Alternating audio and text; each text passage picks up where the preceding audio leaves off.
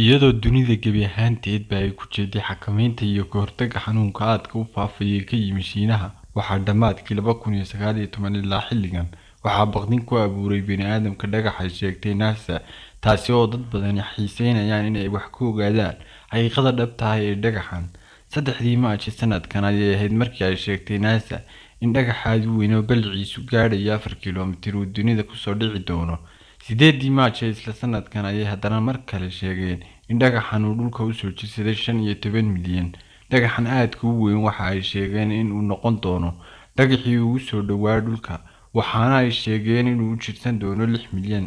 oo noqonaysa markii ugu horeysay ee dhagax ka soo dhacay hawada sare uu dhulka intaasi u jirsado NASA ayaa sheegtay in dhagaxani uu soo dhici doono 29 bisha Abriil ee sanadkan iyagoo sheegay in haddii dhagaxani dhulka ku soo dhaco sababayo dhulgariir abid ugu weynaa caalamka meesha uu ku soo dhacana ay la mid noqonayso meel nuclear lagu dhuftay marka laga yimaado dhagaxan waxa isweydiin mudan ma yahay dhagaxan mid hore ugu soo dhacay adduunka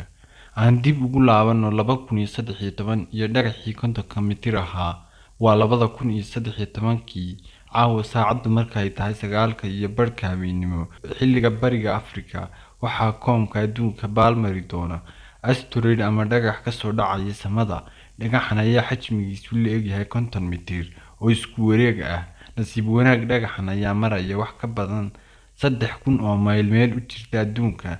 ruuxii xiiseynaya inuu arko dhagaxan marka uu adduunka baalmarayo waxa uu u baahan yahay doorbi uu ku arki doono laakiin haddii dhagaxan uu ku soo dhici lahaa adduunka waxa uu geysan lahaa dhibaatooyin aan la soo koobi karin sidaasi waxa yiri Alex Brandiker oo ah astronom ka howlgala jaamacadda Stockholm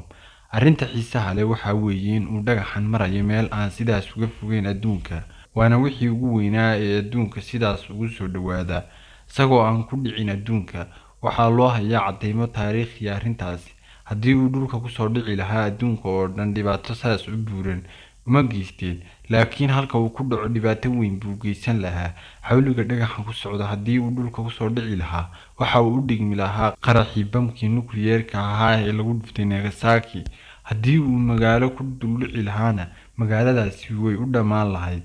ayuu yiri Alex Brandiker oo ah astronom ka howlgala jaamacadda Stockholm laakiin qaybo yaryar oo kamid ah dhagaxa ayaa saaka laga soo sheegay in ay ku dhaceen meelo kamid ah dalka Ruushka iyadoo saxaafadda dalkaasi qaarkood ay baahiyeen sawirro iyo muuqaalo laga qaaday markay dhagaxaantani dhulka ku soo dhacayeen wararku waxa ay sheegayaan in dad gaaraya 400 oo ruux ay dhaawac ka soo gaadheen muraayado guryaha ka soo daatay taasi oo ay sababeen gariiro ka dhashay dhagaxaanta halkaas ku dhacayay